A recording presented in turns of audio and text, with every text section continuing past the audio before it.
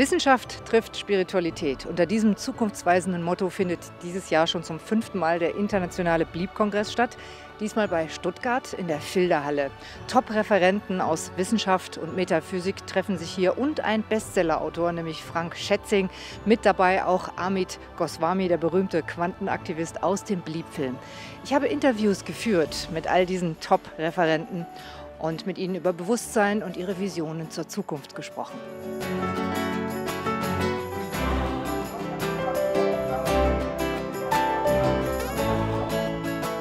Hello, Amit. Hello. Very nice, and I'm very happy that you take your time to talk to us. Let me ask you, how did you like the Bleep Kongress?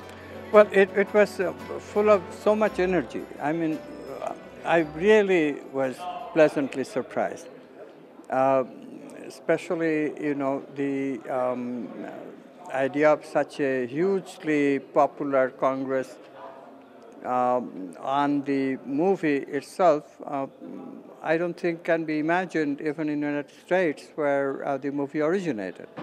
So to keep the enthusiasm for 6 years and to produce a conference of this kind of high energy, it's very much, as I said, I was pleasantly surprised, but very pleasantly. I'm delighted.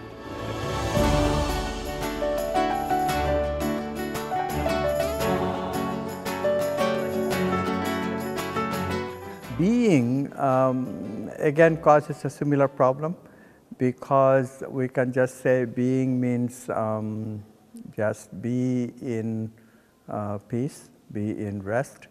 Being also can mean be in the unconscious. For example, when we sleep, being doesn't go away.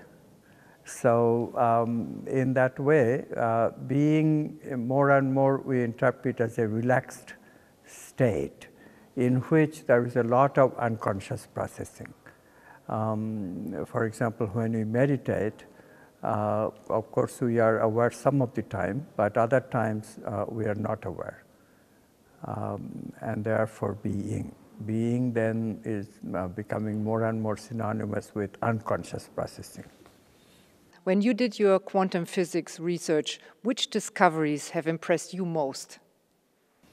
Well, of course, you know, my greatest creative idea came when I was talking to a mystic about quantum physics and the quantum paradoxes. How can the brain, which is supposedly the seat of consciousness, at least I used to think at that time, like all scientific materialists think, that brain produces consciousness. But I was avant-garde enough to recognize that this gives us a paradox, because if the brain produces consciousness, then consciousness is also an object. How can an object looking at an object do anything? Possibility looking at possibility. You see, objects are possibilities in quantum physics. So brain is a possibility, it's looking at another possibility, which is an object. How can that possibility interacting with possibility gives us an actual experience? So this is the paradox, and I had no solution for it. So I was talking to this mystic, and he started questioning me in the usual mystical way, what is prior, brain or consciousness? And you know, I tried to laugh it off, saying something like, oh, I know all about it, you are talking about non-local consciousness. No, non-local is the idea of signal-less communication, and it is outside of space and time. So I knew those words without really understanding the depth of it. At that point, he became very emotional, and he said something like, there is nothing but God. And that translated in my consciousness in an about turn, and my whole belief in materialist metaphysics gave way to a new metaphysics where the awareness grew, and that was the thought that consciousness is the ground of all being, and material objects are possibilities of consciousness itself. Now that solves the measurement problem. We won't go into the details, but this was the solution of the problem that I was seeking for the, you know, by then about 8 years. So that was the most fantastic revelation that I had about consciousness. What technical revolutions do we have to expect? Well, there's a lot. There's a lot. We have to change first the way we do economics.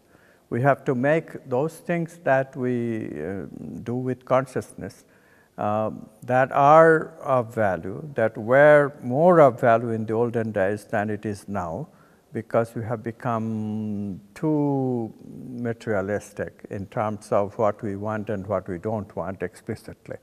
Implicitly, we still value stuff like love, stuff like happiness, even feelings. We don't entirely disregard these things in a personal way.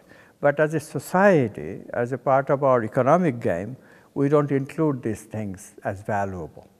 This is the problem. So can consciousness-based technology be very successful? Yes. The first technology that will revolutionize the way we live is technology of vital beings, vital goods. What does that mean? That means that many of the things that we partake today, a good example is women's perfume. It's a huge industry. But how is perfume extracted? Perfume is extracted taking flower essence. Flower is an alive thing. It not only has material molecules, but it also has associated vital energy. In the process of extracting just the essence molecules, we throw away the vital energy. And this is why, if you know the difference, for example, perfume that is made of flower, but without the reduction to just molecules, there is a difference. And that difference is what I'm talking about. Only connoisseurs know this difference, that if you sleep with actual roses in your bed, of course, I'm not asking anybody to sleep on the thorns, but just the rose, it's a different feeling that you get, a feeling of love that's associated romantic lore about rose. But it does give that feeling. Whereas if you take rose essence in the way that is extracted in a perfume, it doesn't give you that feeling. It gives you other things, but not that feeling. We need to learn how to put the feeling back into the perfume. So this is an example of what vitalization will do to perfume industry. And same thing for cosmetics, food and nutrition, drugs, everything needs to be revitalized.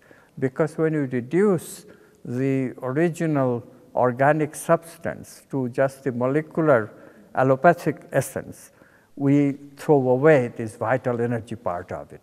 And this is not what we need completely. Of course, we need the physical part, but we also need the vital part for the nourishment of our vital body, for the nourishment of our feeling. Because a lot of us are not getting nourishment of this kind from the food we take, from perfumes, from cosmetics, from drugs, water, that's the main example of devitalization. I have some ideas. I myself have some ideas. I'm working with a company in Brazil to produce a vitalized cosmetic. Well, it's not so much in the future, because the idea, I think, will work quite fast. And maybe in a few years, we can bring out such products. But there has to be an acceptance in the society. To deal with that, we have to revitalize, change, paradigm shift economics itself. Right now, our economy is based completely on material goods. We don't sell and produce vital energy, mental meaning, supramental values. These things are considered to be too esoteric, or if you are a real believer of scientific materialism, they denigrate it completely. These things have no value, they say. So this is the culture that we are living in. We are all mixed up, in other words. So we have to fix the culture first. Part of that will be a new economics. I call it spiritual economics. So when we learn to see that these energies, subtle energies, vital energy, mental meaning, supramental values, they all can be subject of economy, then we can really, in full force, produce this technology, and people can make a living out of these technologies. In fact, my prediction is that we are still very young in 21st century. By the end of 21st century, vital energy will become the forefront of business and technology. That's really the outer edge where we will go, and this will revitalize economy world over, because everybody can see there is not much scope of innovation and creativity in the material sector of the economy anymore. We can, however much you try, how much new communication technology can produce. iPhone already has number 5 or whatever it is, but how many? Number 10, number 15? You can't go very far with these things. I mean, there's a limit. We already know what iPhone can do. I'm not too eager to get the next one or the next one. The improvements are incremental. We are reaching the limit of how much we can do in the material sector. We got to find new frontiers, and vital energy is going to be the new frontier. Now, 2012 is a big deal. Everybody's talking about it. Is time coming to an end? Is the world coming to an end? The Mayan calendar, what does that mean? What's your opinion on the hype about 2012? Well, I think it's metaphorical. Actually, I've been told with pretty reliable scholars that there are many Mayan calendars. Only one of them has this thing about ending in 2012. So these scholars don't take the 2012 very seriously. It became very popular because a person wrote a book, and sometimes this happens. The doomsday is popular with many people, so it caught on. And then some people saw some advantage of selling their stuff on the basis of this cataclysm that's going to happen in 2012. So it took some wind. But I think that it can be safely said that nothing's going to happen. But does that mean that the reason that it caught on should be ignored? No. The reason it caught on was not just a selling technique, not just there was this fluke of one Mayan calendar showing something, but it caught on because people anticipate some big change coming, and therefore it caught on. So I think that the metaphorical significance of 2012 should not be ignored. There is a change that is coming in science. There is a big worldview change. Changes in the economy has to come. Changes in our political systems have to come. Changes in healthcare, education, everywhere. So this kind of upheaval, not in physical so much, but in the mental arena especially, is necessary for big arousal of big amount of creativity in the humankind. I look at myself. Without urgency, without a deadline, I cannot even finish one single article or a book. Everywhere I need a deadline. People need deadlines. Catastrophe prediction gives them deadlines. And then their creativity is aroused and they can solve problems. And we need creativity en masse to solve the problems we are facing today. What do you think? Will our concept of linear time change? Will we have to say goodbye to our feeling of time? I think that is generally true. We are beginning to get the idea that time is, objective time is of course important. I'm not saying that, but subjective time we always have known is not linear. When you are in love, time passes in a very different rate than when you are sitting in a different kind of mindset. So time depends on our subjective mood, in our feelings, very nonlinear. And of course, if you are a mystic, if you have mystical experiences, you realize time doesn't even exist. Time stops literally. In moments of a few creative experiences that I had absolutely no sense of time. So, the concept of non-locality, quantum non-locality, outside of space and time. Can we get there? You bet, because we have non-local consciousness too. So when we are in these states, altered states of consciousness, non-ordinary state of consciousness, then literally we experience timelessness. Are we immortal? Well, only if we could be in that timeless state of consciousness forever. But the human condition is that we can't. So immortality in that way we cannot achieve.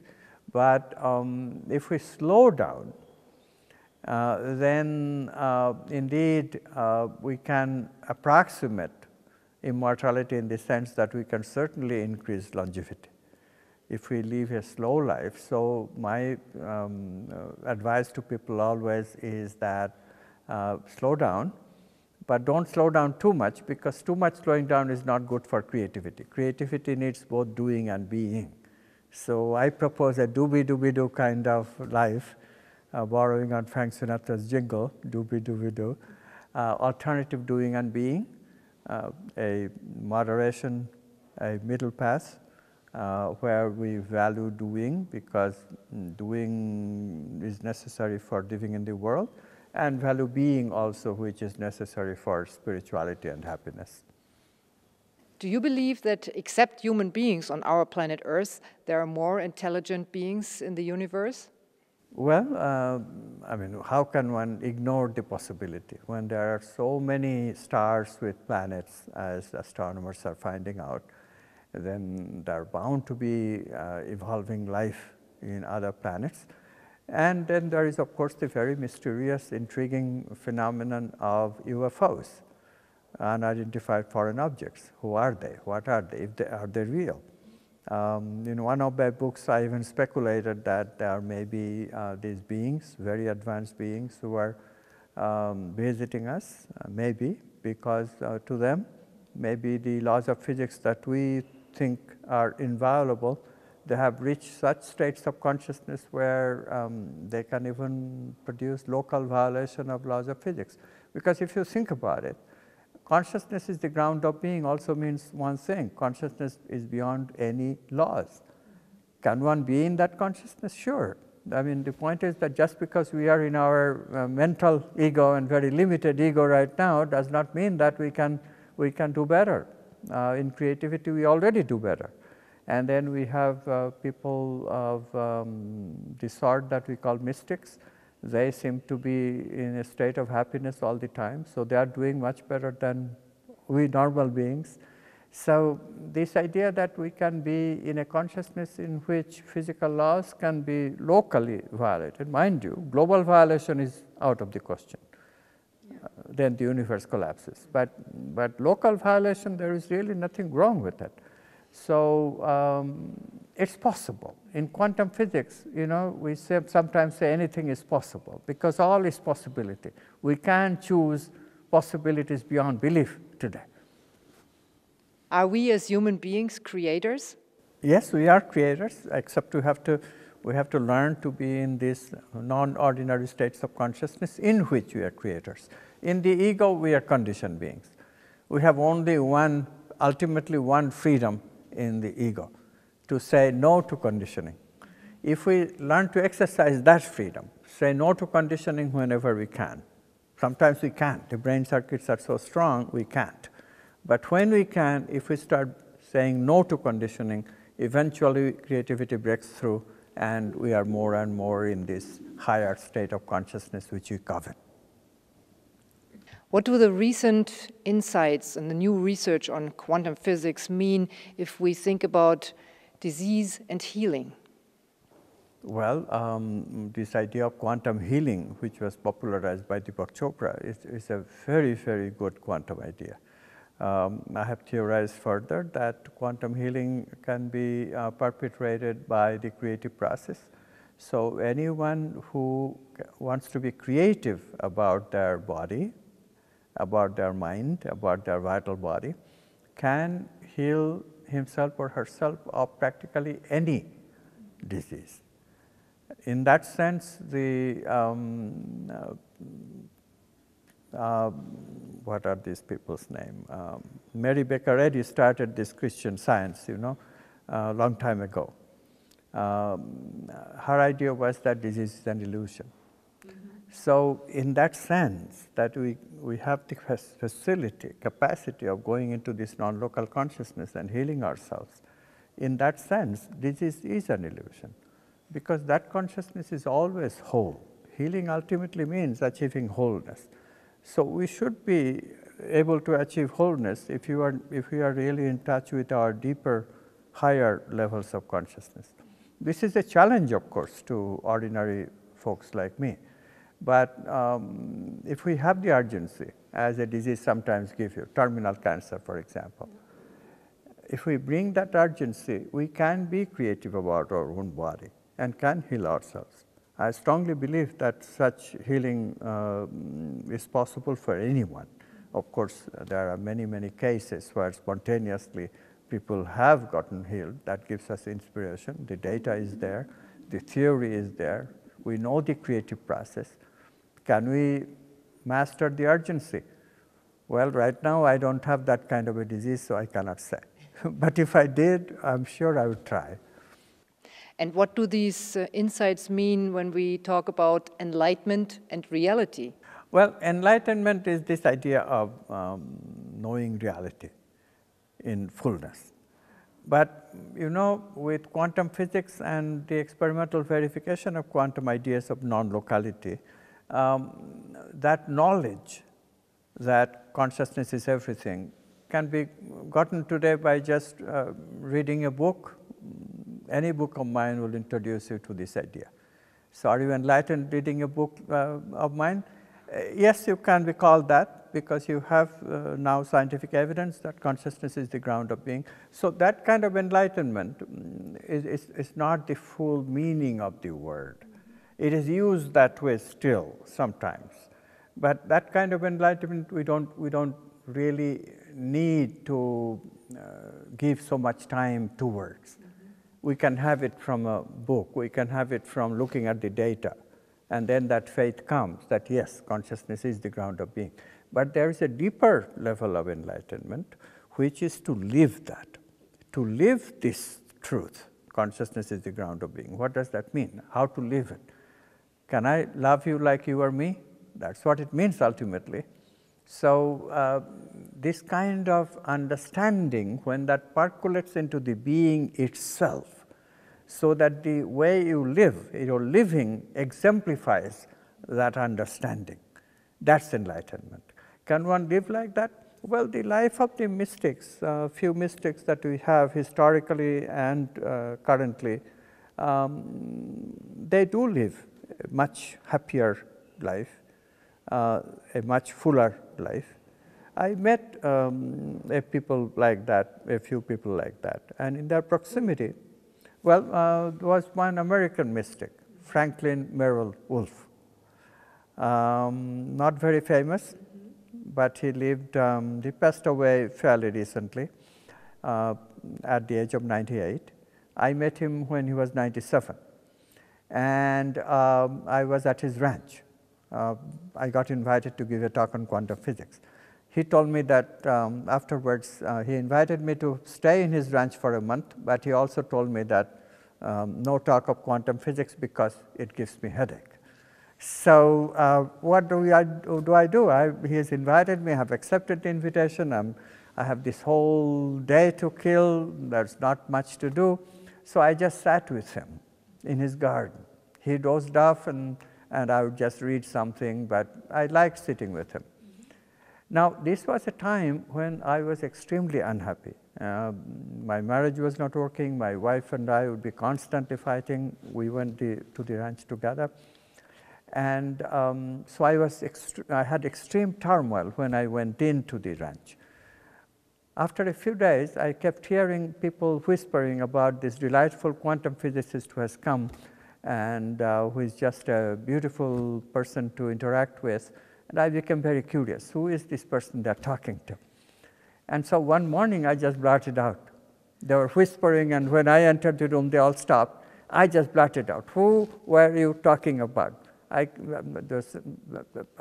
saying that, who is this quantum physicist that I hear you whispering about? I would like to meet the fellow. And they all started totally laughing and looking at me. Then I realized they're talking about me. So how did that turmoil got transformed into that kind of peace and joy? Two and two together, and it dawned on me that it must be induction from this mystic. I was sitting with him, and that was inducing a kind of peaceful consciousness also on my being. So I have directly experienced people of such peace and such deep level of consciousness.